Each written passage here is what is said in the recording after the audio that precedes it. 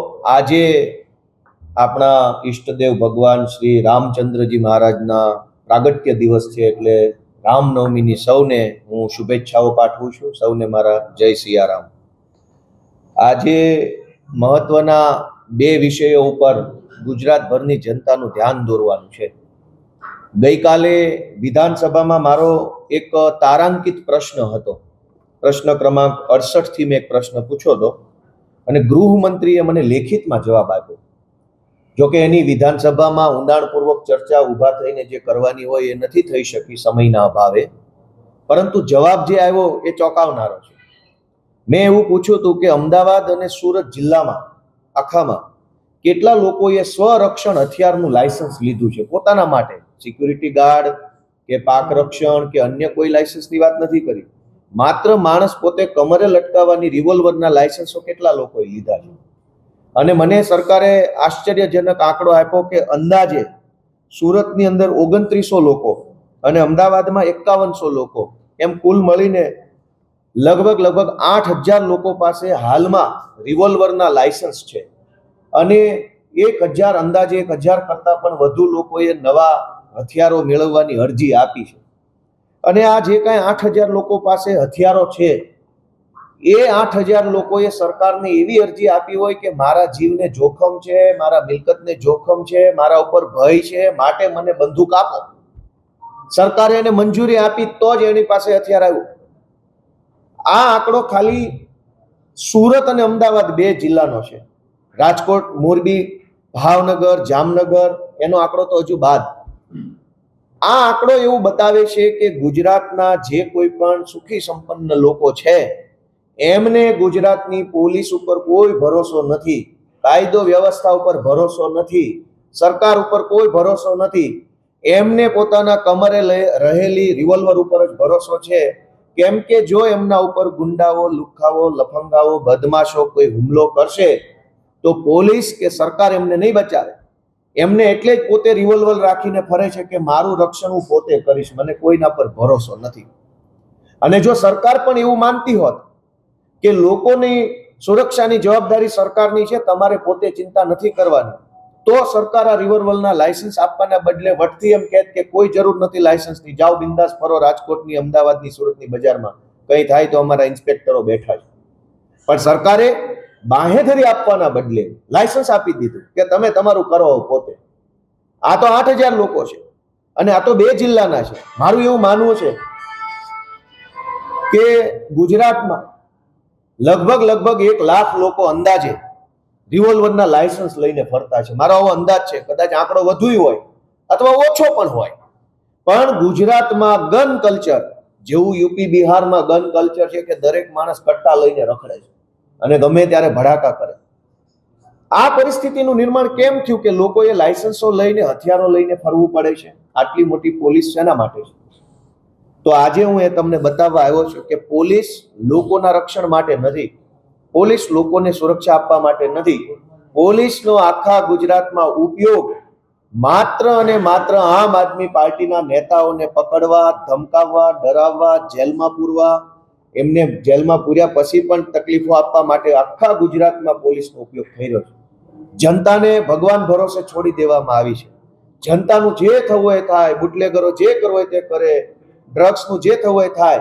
Police આખા ગુજરાતમાં માત્ર એક જ કામ કે આમ આદમી પાર્ટીનો કાર્યકર નેતા હોય તો એને પકડીને જેલમાં પૂરો. ગઈ તારીખ 13મી માર્ચના રોજ સાબરકાંઠામાં અમારા આમ આદમી પાર્ટીના કાર્યકર્તાઓને ઘરે જઈને 3 કલાક સુધી સાબરકાંઠા પોલીસે ધમકી મારી, એના મોબાઈલ ચેક કર્યા, લેપટોપમાંથી ડેટા કાઢ્યો કે તમારા આમ આદમી પાર્ટીના ઉમેદવારો કોણ કોણ છે, સ્થાનિક સ્વરાજની ચૂંટણીમાં એનો ડેટા આપો. 13મી માર્ચે ધરમપુર પોલીસ દ્વારા પણ ધરમપુરની અંદર અમારા આમ આદમી પાર્ટીના જે હોદ્દેદારો છે એમના ઘરે જઈ એમના લેપટોપ, મોબાઈલ ચેક કર્યા અને કીધું કે તમારા ઉમેદવારોનો ડેટા અમને આપી દો, નહીતર તમને અમે આમ તેમ કરી નાખીશું. 13મી માર્ચે વાંસદાની અંદર અને અમદાવાદમાં પણ અમદાવાદ પોલીસ ને વાંસદા પોલીસ દ્વારા અમારા કાર્યકર્તાઓને ધમકી મારવામાં આવી ઘરે જઈને, અને ત્યારબાદ પોલીસ સ્ટેશને લઈ જઈ 4 કલાક બેસાડી રાખવામાં આવ્યા અને કીધું કે આમ આદમી પાર્ટીનો બધો ડેટા અમને આપી દો.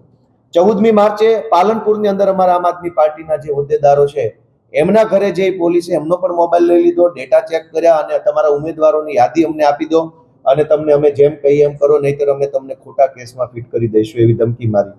15મી માર્ચે સુરેન્દ્રનગર પોલીસે અને ચોટીલા પોલીસે સુરેન્દ્રનગર અને ચોટીલાની અંદર કાર્યકર્તાઓને પોલીસ સ્ટેશને બોલાવી ધાકધમકી કરી, ઘરે જઈને ધાકધમકી કરી. એમની પાસેથી પણ વિધાનસભા અને જે ડેટા છે કાર્યકર્તાઓનો, ઉમેદવારોનો ડેટા દાબ દબાણથી માંગવાની કોશિશ કરી. 16મી માર્ચે નવસારીમાં, અમદાવાદમાં, નરોડામાં, બાપુનગરમાં અને એલિસ બ્રિજમાં આટલી જગ્યાએ પોલીસે, એલિસ બ્રિજ, બાપુનગર, નરોડા, નવસારી, અમદાવાદ પોલીસે અમારા એ વિસ્તારના કાર્યકર્તાના ઘરે જઈ અને એમની પાસેથી ચૂંટણીને લગતો ડેટા માંગી ધાકધમકી ચાલુ કરી. અને જ્યારે આ તમામ વિસ્તારમાં જ્યારે અમે પોલીસને પૂછ્યું કે આ તમારે અમારો ડેટા શું કરવો છે, તમે કોના કહેવાથી આવા કાળા ધંધા કરો છો, આવી દલાલી કેમ કરો છો, એવું જ્યારે પૂછ્યું ત્યારે દરેક પોલીસે કીધું કે અમારી પાસે કમલમમાંથી ડેટા માંગવાનું અમને સૂચન કરવામાં આવ્યું. આખા ગુજરાતની પોલીસનો ઉપયોગ માત્ર આમ આદમી પાર્ટીના નેતાઓની પાછળ થઈ રહ્યો છે. પબ્લિક રામ ભરોસે છે, પબ્લિક ભગવાન ભરોસે છે, એટલે પબ્લિક હથિયારોના લાયસન્સ કઢાવવા લાગી.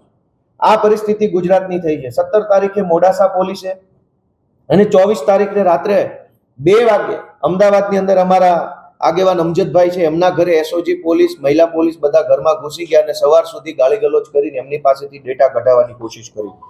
આમ છેલ્લા 15 દિવસથી જોવો તો ગુજરાતના લગભગ જિલ્લા તાલુકાઓમાં એક સરખા પ્રકારે પોલીસે અમારા કાર્યકર્તાઓને પકડી, હેરાન કરી, ગાળી ગલોચ કરી, ધાકધમકી કરી, ખોટી એફઆઈઆર કરી. આમ આદમી પાર્ટીના ઉમેદવારો કોણ છે સ્થાનિક સ્વરાજમાં, કોર્પોરેશનમાં, નગરપાલિકામાં, એનો ડેટા કઢાવવાની કોશિશ કરી અને કમલમ સુધી આ ડેટા પહોંચાડવા માટે દલાલો બની, ગુલામો બનીને કામ કર્યું છે. ગઈકાલે સુરેન્દ્રનગરના અમારા કોળી સમાજના આગેવાન અતુલભાઈ વેગડ વર્ષોથી ત્યાં કામ કરે છે, સમાજ સાથે સંકળાયેલા છે, પાર્ટી સાથે જોડાયેલા છે, એમને પોલીસે બોલાવી અને સુરેન્દ્રનગરના એસપી એની ચેમ્બરમાં બોલાવીને 2 લાફા મારી દીધા અને કીધું કે જ્યાં તારી જ્ઞાતિને જઈને કહી દે છે, બહુ વાયડી ના થશો તો ટાંટિયા ભાંગી જશે. આવું સુરેન્દ્રનગરના એસપી અમારા કોળી સમાજના આગેવાન અતુલ વેગડને કીધું ગઈકાલે. એની સાથે અમારા લોહાણા સમાજના આગેવાન કમલેશભાઈ કોટેચા પણ ત્યાં કામ કરે છે. ગઈકાલે સુરેન્દ્રનગરના એસપી એને પોતે ધમકી મારી ચેમ્બરમાં બોલાવીને અને એને એમ કીધું કે અમને ભાજપનો સપોર્ટ છે, તું બહુ ભાજપની વિરુદ્ધમાં વધારે પડતું બોલીશ તો તારો સુરેન્દ્રનગરની બજારમાં વરઘોડો કાઢવામાં આવશે, એટલે તું તારી મર્યાદામાં રહેજે. દીપકભાઈ ચિહલા છે અમારા આગેવાન અને કુણાલભાઈ શાહ છે, પત્રકાર છે, આરટીઆઈ એક્ટિવિસ્ટ છે. આ બધાને સુરેન્દ્રનગરના એસપીએ બોલાવી, ચેમ્બરમાં બોલાવી, ધાકધમકી કરી, પોતે માર મારી, બીજા પોલીસવાળા પાસે માર મરાવીને એવી ધમકી આપી કે તમે આમ આદમી પાર્ટીનો ઝંડો લઈને નીકળ્યા છો એ બંધ કરી દેજો. કેમ કે આ અતુલભાઈ, અમારા કમલેશભાઈ, દીપકભાઈ, આ બધાને હમણાં જ આમ આદમી પાર્ટી દ્વારા સુરેન્દ્રનગર મહાનગરપાલિકાના ઉમેદવાર જાહેર કરવામાં આવ્યા અને એમને પોલીસ એવું ધમકાવે છે કે તમે આમ આદમી પાર્ટી છોડી દો અને આમ આદમી પાર્ટીનું કામ કરવાનું બંધ કરી દો, નહીતર તમારા ઉપર ખોટી એફઆઈઆરો કરી અમે તમને જેલમાં પૂરી દઈશું. દોસ્તો, મારે જણાવવું છે કે પોલીસનો આ ધંધો છે. આ કામ કરવા માટે પોલીસના યુનિફોર્મ પહેરીને ફરીએ છીએ આપણે શપથ લીધી હતી તો આવા ધંધા કરવાની શપથ લીધી હતી. આખા ગુજરાતની પોલીસ અત્યારે જનતાને રામ ભરોસે મૂકી, જનતાને ગુંડાઓના હવાલે કરી દઈ, જનતાને બુટલેગર, માફિયા, તોડબાજોના હવાલે છોડી દઈ, માત્ર ને માત્ર એસપી, આઈજી લેવલના, ડીવાયએસપી લેવલના અનેક અધિકારીઓ માત્ર ને માત્ર રોજ જાગીને આમ આદમી પાર્ટીના કાર્યકર્તાઓની પાછળ પડ્યા છે. મેં તમને ડેટા આપ્યો અને જનતા હથિયાર લાયસન્સો લઈ રહી છે. આ પરિસ્થિતિની અંદર ગુજરાતભરની જનતાને મારી એક જ વિનંતી છે કે આમ આદમી પાર્ટી આંદોલનમાંથી નીકળેલી પાર્ટી છે. અમે લડાયક માણસો છીએ. કોઈ એસપી આઈજી ને દમદાટીથી બી જવા વાળા અમે નથી. અને જે એસપી આઈજી ભાજપની દલાલી કરે છે એને જોઈ લઈશું, શુદ્ધ ગુજરાતીમાં જોઈ લઈશું. એ કોઈ ટેન્શન નથી. સમય બદલાશે ત્યારે મોઢા હંતાડતા નહીં આવડે જે લોકો આજે ભાજપની દલાલી કરે છે એમને. પણ સવાલ એ છે કે જો પોલીસ ભાજપની દલાલ બનીને કામ કરે અને જનતાને ગુંડાઓના હવાલે સોંપી દેવામાં આવે, ગમે ત્યારે ખૂન થઈ જાય, ગમે ત્યારે રાજકોટમાં એક વેપારીની હમણાં હત્યા કરી નાખી થોડાક દિવસ પહેલા, ખુલ્લેઆમ છરીઓ મારી દેવામાં આવે છે, તો પોલીસ કંઈ નહીં કરે. અને આ પરિસ્થિતિમાં જનતા હવે પોતે હથિયારોના લાયસન્સ લેવા લાગી છે. એનો ડેટા મને ખુદ ગૃહમંત્રીએ આપ્યો છે. ત્યારે એક જ વિનંતી છે કે આ સ્થાનિક સ્વરાજની ચૂંટણી ભાજપ એક યુદ્ધની જેમ લડવા જઈ રહી છે, ત્યારે અમે પણ આ યુદ્ધ માટે તૈયાર છીએ. જનતાને વિનંતી છે કે આ યુદ્ધની અંદર સત્ય, ન્યાય, નીતિનો સાથ આપે, ઝાડુનો સાથ આપે, આમ આદમી પાર્ટીનો સાથ આપે. એ જગ્યાએ અમે ફરિયાદ આપી છે પણ અમારી ફરિયાદ ક્યાંય લેવામાં આવતી નથી. પોલીસે સ્પષ્ટ કીધું છે કે અમને ઉપરથી કમલમમાંથી ભાજપનો આદેશ છે કે ભાજપ આમ આદમી પાર્ટીના કાર્યકર્તાઓને ડરાવો, ધમકાવો ને એના ઉમેદવારનો ડેટા કઢાવી. અમે ફરિયાદ આપીએ છીએ. હવે ચોરને તે ન્યાયની ફરિયાદ આપવાની બિલકુલ કોર્ટે છે, એ ચાલુ છે પ્રોસેસ, એ કરશું. અમારા ધરમપુરમાં, વાંસદામાં, પાલનપુરમાં, સુરેન્દ્રનગર, ચોટીલા, નવસારી, નરોડા આટલી જગ્યાએ અમારા જે કઈ કાર્યકર્તાઓને હેરાન કર્યા છે એમાં અમે પોલીસની વિરુદ્ધમાં ફરિયાદ આપવા માટે સૌથી પહેલા પોલીસમાં રજૂઆત કરી છે. આગળના દિવસોમાં જો પોલીસ સ્ટેશનેથી વ્યાજબી જવાબ લેખિતમાં નહીં મળે તો અમે એના માટે કોર્ટમાં પણ જવાના, કેમ કે આ બધી જ ઘટના હજુ હમણાં જ બનેલી ચાલુ જ છે. તમે હમણાં કીધું કે ગૃહમંત્રીએ મને ડેટા શેર કરો. બિલકુલ, મેં વોટ્સએપમાં નાખ્યા છે, બધાના વોટ્સએપમાં મળી જશે. કેટલા લાયસન્સ ઇસ્યુ થયા? અંદાજે 8000 કરતા વધુ લાયસન્સ 2 જિલ્લામાં છે અને 500 કરતા પણ નવા લાયસન્સોની અરજીઓ થઈ છે અને એ તો ખાલી 2 જિલ્લાનો આંકડો છે. ગુજરાતમાં તો 33 જિલ્લાઓ છે, 2માં 8000 હોય તો 4માં 8 દુ 16000 થઈ જાય તો 16 જિલ્લામાં કેટલા થાય? ખાલી રેન્ડમ આંકડો પકડીએ લોજિકથી તો પણ ખૂબ મોટી સંખ્યામાં ગુજરાતના લોકો હથિયાર લાયસન્સો લઈને ફરવા લાગ્યા છે, કેમ કે લોકોને ખબર છે કે અમને કઈ તકલીફ પડશે તો પોલીસના ભરોસે રહેવાય એમ નથી, પોતાની સુરક્ષા સૌએ જાતે જ કરવી પડશે. ગોપાલભાઈ, કેજરીવાલ અત્યારે ગુજરાતના પ્રવાસે છે. દિલ્હીના એક મંત્રીએ શીશ મહેલ બતાવીને કેજરીવાલને રહેમાન ડકેત એવું ઉપમા આપી છે, શું કહેશો? આપણે સત્તામાં બેઠા છીએ તો આપણને જનતાએ કામ કરવા માટે મૂક્યા છે, ગાલી ગલોચ કરવા માટે નહીં. ભાજપના નેતાઓને વિનંતી છે કે માંડ સત્તામાં આવ્યા છો તો 4 સારા કામ કરો તો બીજી વાર આવશો, નહીંતર પાછા ફેંકાઈ જશો. 25 કરોડ રૂપિયાનો એક મહેલ બનતો હતો પણ સરકાર વહી એટલે હવે ખાલી ત્યાં પ્રદર્શની તરીકે રાખ્યું નથી. વાર્તા છે ભાઈ. અહીંયા ભાજપના કોર્પોરેટરોએ 100 કરોડનું કરી નાખ્યું અને તમે મુખ્યમંત્રી ઉપર 25 કરોડના આરોપ લગાવતા શરમ નહીં આવતી? આ ભાજપમાં જે રાડાના મકાનો છે, જે સરકારી મકાનો, એમાં ભાજપના કોર્પોરેટરોએ કેટલા કરોડનું કરી નાખ્યું રાજકોટમાં? એ જ પાર્ટીના લોકો મુખ્યમંત્રી પર 25 કરોડનો આરોપ લગાવશે, શરમ આવી જોઈએ. રાજકોટ ભાજપના કોર્પોરેટરો ખિસ્સા ખંખેરે તો 100-200 કરોડનો માલ કમાયા છે. ખાલી કોર્પોરેટર લેવલના માણસો 100-200 કરોડની કાળી કમાણી કરી લેતા હોય, મુખ્યમંત્રી પર 25 કરોડનો આરોપ લગાવતા હોય તો એનો મતલબ સમજી લો કે અરવિંદ કેજરીવાલ દેશના સૌથી કટ્ટર ઈમાનદાર વ્યક્તિ છે, હતા ને રહેશે. ને તો હવે તો કોર્ટમાંથી જજમેન્ટ આવેલું છે, કોર્ટે કહી દીધું કે નિર્દોષ માણસ છે, પછી ક્યાં કોઈ આરોપની વાત રહી?